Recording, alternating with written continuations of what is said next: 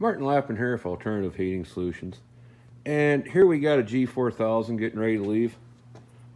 And if you buy it from me and you buy pumps and flanges, even if you're doing a self-install, I'll go ahead and plumb it for you.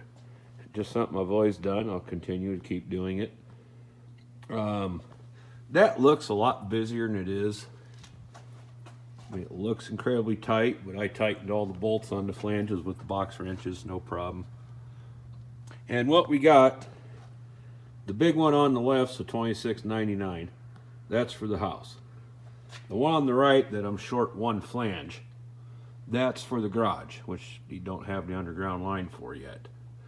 The one in the middle, at some point in the future, that will be for a hot tub in a enclosed gazebo.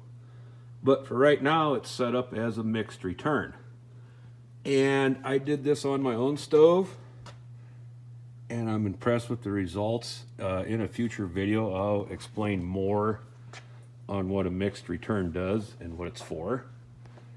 I like it enough. I'm just going to include it in all the future installs. Just part of the price of the stove, I believe. And what we'll do when it is installed, this one with the red tape is the garage loop. We'll make sure that gets unplugged. And I also like these little gland nuts instead of just a stupid Romex clamp on them. All taco flanges. And yes, I know some people pronounce it taco. If it's supposed to be taco, write the company, tell them to change the spelling, because that certainly looks like a taco to me.